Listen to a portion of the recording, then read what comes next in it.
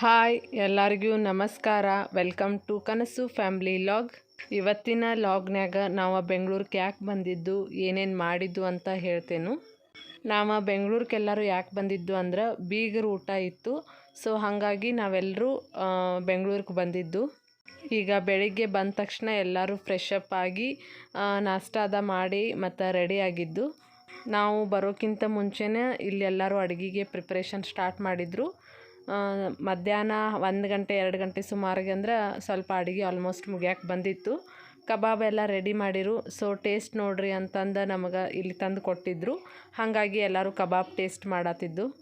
ಈಗ ಎಲ್ಲರಿಗೂ ಊಟಕ್ಕೆ ಕೂಡಿಸಿರು ಮನ್ಯಾಗನ.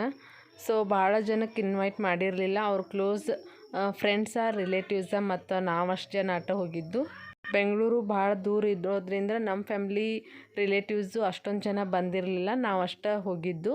ಸೊ ಈಗ ಮಧ್ಯಾಹ್ನ ಊಟ ಮಾಡೋಕೆಂದ್ರೆ 3-3:30 ಆಗಿತ್ತು.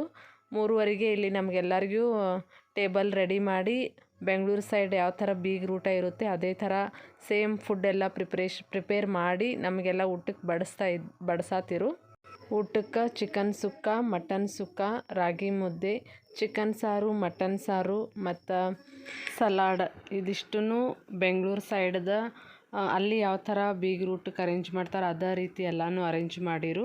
ಅವ್ರು ನಮಗೆಲ್ಲ ಈ ಥರ ಬಡಿಸಾತಿರಂದ್ರೆ ಫುಲ್ ತಾಟೆಲ್ಲ ತುಂಬಿನ ನೀಡಾತಿರು. ಅವ್ರು ಬಡಿಸೋದು ಮತ್ತು ಅದನ್ನೆಲ್ಲ ನೋಡಿ ಇಲ್ಲದೆ ಇರೋ ಟೈಮ್ದಾಗ ತಿನ್ಬೇಕಂತ ಆಸೆ ಆಗ್ತಿರ್ತೈತಿ. ಬಟ್ ಆ ಥರ ಒಮ್ಮೆ ನೀಡಿದಾಗ ಒಟ್ಟು ತಿನ್ನೋಕ್ಕಾಗಂಗಿಲ್ಲ. ಎಲ್ಲರಿಗೂ ಅದನ್ನು ನೋಡಿನೇ ಹೊಟ್ಟೆ ತುಂಬಿತ್ತು. ಸೊ ಆ ಟೈಮಕ್ಕೆ ಅಷ್ಟು ಯಾರೂ ತಿನ್ನಿಲ್ಲ. ಬಿಕಾಸ್ ಆಲ್ರೆಡಿ ನಾವೆಲ್ಲರೂ 65 ಅಷ್ಟು ಟೇಸ್ಟ್ ನೋಡಿ ಅರ್ಧ ಅಲ್ಲೇ ಹೊಟ್ಟೆ ತುಂಬಿತ್ತು. ನಿಮಗೆ ಗೊತ್ತಿರೋಂಗೆ ನಮಗೆ ರಾಗಿ ಮುದ್ದೆ ನಡೆಯಂಗಿಲ್ಲ. ನಮಗೇನಿದ್ರು ಜೋಳದ ರೊಟ್ಟಿ ಇದ್ರೇ ಮಟನ್ ಚಿಕನ್ದಾಗ ಸ್ವಲ್ಪ ಊಟ ಜಾಸ್ತಿ ಹೋಗ್ತೈತಿ. ಹಾಗಾಗಿ ಎಲ್ಲರೂ ಸ್ವಲ್ಪ ಅನ್ನ ಸಾರನ ತಿಂದು.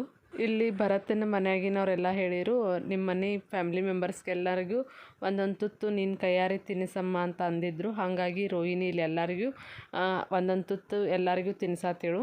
ಇವ್ರ ಮನೆಯಲ್ಲಿ ಪದ್ಧತಿ ಇತ್ತು, ಭರತ ಮತ್ತು ರೋಹಿಣಿ ಇಬ್ಬರು 5 ಜನಕ್ಕೆ ಅವರ ಊಟ ಬಡಿಸ್ಬೇಕು. ಬಡಿಸಿ ಆದ ನಂತರ ಆ ಎಲೆನ ಅವರಿಬ್ಬರು ಗಂಡ ಹೆಂಡತಿನ ತೆಗಿಬೇಕು. ಅದೆಲ್ಲ ಪ್ರೊಸೆಸ್ ಆದಮೇಲೆ ಅವರಿಬ್ಬರು ಊಟ ಮಾಡೋದು ಅಂತ ಹೇಳಿರು. ಹಾಗಾಗಿ ಇಲ್ಲಿ ನಾವೇ ಫಸ್ಟ್ ಪಂಕ್ತಿ ಕುಂತಿದ್ದು.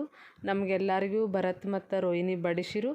ಆನಂತರ ನಾವು ಊಟ ಮಾಡಿದ ನಂತರ ಒಂದು 5 ತಟ್ಟೆನ ಅವರ ತೆಗೆದು ಇಟ್ಟರು. ಈ ಅಡುಗೆನ ಹೊರಗೆಲ್ಲೂ ಮಾಡೋಕ್ಕೆ ಹೇಳಿರಲಿಲ್ಲ. ಭರತ್ಗಳ ಬ್ರದರ, ಫ್ರೆಂಡ್ಸ, ಅವರ ರಿಲೇಟಿವ್ಸ ಎಲ್ಲರೂ ಮನ್ಯಾಗನ ಮಾಡಿರು ಅಷ್ಟೂ ಐಟಮ್ಸ್ ಎಲ್ಲನೂ. ಎಲ್ಲ ಅಡುಗೆ ಭಾಳ ಚಲೋ ಆಗಿತ್ತು ಮತ್ತು ರುಚಿಯಾಗಿತ್ತು. ಸೊ ಎಲ್ಲರೂ ಹೊಟ್ಟೆ ತುಂಬ ಊಟ ಮಾಡಿದ್ದು. ಭರತ ನಗಾತಿರು. ನಮ್ಮ ತಾಟ್ನಾಗ ಇನ್ನೂ ಎಲ್ಲ ಫುಲ್ ಐಟಮ್ಸ್ ಹಂಗೆ ಇದ್ರೂ ಅವ್ರ ಅಣ್ಣ ಮತ್ತು ಫ್ರೆಂಡ್ಸು ಇನ್ನೂ ಹಾಗೆ ನೀಡಾತಿರು. ಅದಕ್ಕೆ ಭರತ ಇಲ್ಲ ಏನಾಗಲ್ಲ ತಿನ್ನಿ, ಇಷ್ಟೇ ಇದೆ, ಹಾಗೆ ಹಿಂಗೆ ಅಂತ ಹೇಳಿ ಭರತ್ ಕೂಡ ತಮಾಷೆ ಮಾಡಿ ನಗಾತಿರು. ನಮ್ಮ ಉತ್ತರ ಕರ್ನಾಟಕದ ಜನ ಹೆಂಗಂದ್ರೆ ನಮ್ಮ ಕನ್ನಡ ಅಲ್ದ ಬೆಂಗಳೂರು ಕನ್ನಡ ಆಗಿರ್ಬೋದು, ಉತ್ತರ ಕನ್ನಡ ಆಗಿರ್ಬೋದು ಮತ್ತು ಕರಾವಳಿ ಮಂಗಳೂರು ಕನ್ನಡ ಆಗಿರ್ಬೋದು ಎಲ್ಲನೂ ಅರ್ಥ ಮಾಡ್ಕೋತಾರೆ. ಬಟ್ ಅವರಿಗೆ ನಮ್ಮ ಭಾಷೆ, ನಮ್ಮ ಕನ್ನಡ ಅಷ್ಟು ಲಘು ಕ್ಯಾಚಿ ಆಗಂಗಿಲ್ಲ. ನಾವು ಫಾಸ್ಟಾಗಿ ಮಾತಾಡಿದ್ದು ಮತ್ತು ನಮ್ಮ ವರ್ಡ್ಸ್ ಸ್ವಲ್ಪ ರ್ಯಾಶಿ ಮತ್ತು ಸ್ವಲ್ಪ ಹಾರ್ಡಾಗಿ ಬರ್ತಾವೆ.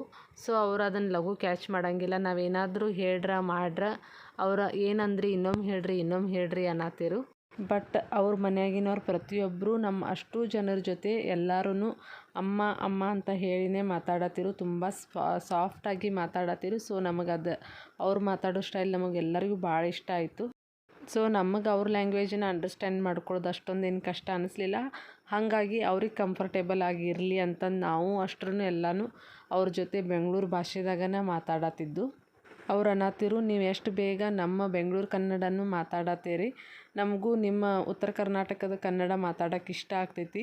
ಸೊ ನಮಗೂ ಸ್ವಲ್ಪ ನಮ್ಮ ಜೊತೆನೂ ನೀವು ಆ ಭಾಷೆದಾಗ ಮಾತಾಡ್ರಿ, ನಾವು ಬೇಗ ಕಲಿತೇವು ಅಂತ ಹೇಳತ್ತಿರು.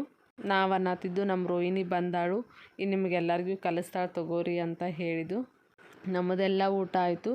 ಊಟ ಆದ ತಕ್ಷಣ ನಾವೆಲ್ಲ ನಮಗಂತ ಒಂದು ರೂಮ್ ಕೊಟ್ಟಿರು. ಸೊ ನಾವು ಅದೇ ರೂಮ್ದಾಗಿದ್ದು. ಬೆಂಗಳೂರಿಗೆ ಹೆಂಗೆ ಹೋಗಿದ್ದೇವೆ ಬರೋವರೆಗೂ ಅದೇ ರೂಮ ಫಿಕ್ಸ್ ಆಗಿತ್ತು. ಆ ರೂಮ್ ಬಿಟ್ಟು ಯಾರೂ ನಾವು ಅಳಿಗಾಡೋಕ್ಕಿಲ್ಲ. ಯಾಕಂದ್ರೆ ಅವ್ರ ಮನೆಯಾಗೂ ರಿಲೇಟಿವ್ಸ್ ಇದ್ದರು. ಹಾಗಾಗಿ ನಾವು ಒಂದು ರೂಮ್ದಾಗ ಎಲ್ಲರೂ ಅಷ್ಟು ಜನ ಒಂದೇ ರೂಮ್ದಾಗ ಕುಂತ್ಬಿಟ್ಟಿದ್ದು.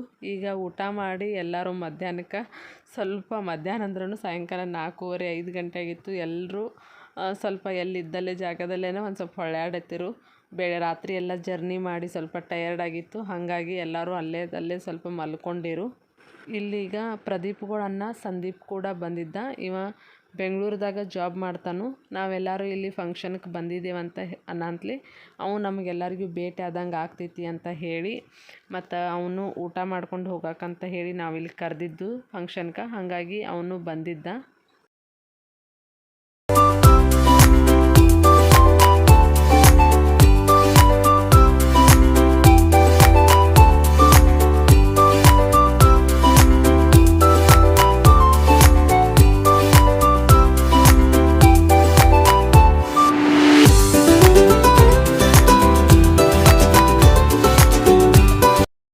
ಬೆಳಿಗ್ಗೆ ಬಂದಾಗಿಂದ ಎಲ್ಲರಿಗೂ ರೂಮ್ದಾಗ ಕುಂತ ಬೇಸರ ಬಂದಿತ್ತು, ಹಾಗಾಗಿ ಸಂಜೆಗೆ ಸ್ವಲ್ಪ ವಾಕಿಂಗ್ ಮಾಡ್ಕೊಂಬರೋನು ಅಂತಂದು ಅಲ್ಲೇ ರೋಹಿಣಿಗಳ ಮನೆ ಮುಂದೆ ಏರಿಯಾದಾಗ ಸ್ವಲ್ಪ ವಾಕಿಂಗ್ ಮಾಡೋಕ್ಕೆ ಎಲ್ಲರೂ ಬಂದಿದ್ದು.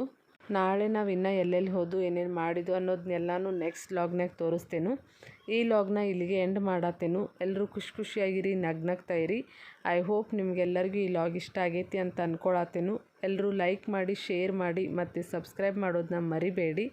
ಮತ್ತು ನಿಮ್ಮೆಲ್ಲರೂ ನಾನು ನೆಕ್ಸ್ಟ್ ಲಾಗ್ನಲ್ಲಿ ಭೇಟಿ ಆಗ್ತೀನಿ. ಅಲ್ಲಿವರೆಗೂ ಬಾಯ್ ಫ್ರೆಂಡ್ಸ್.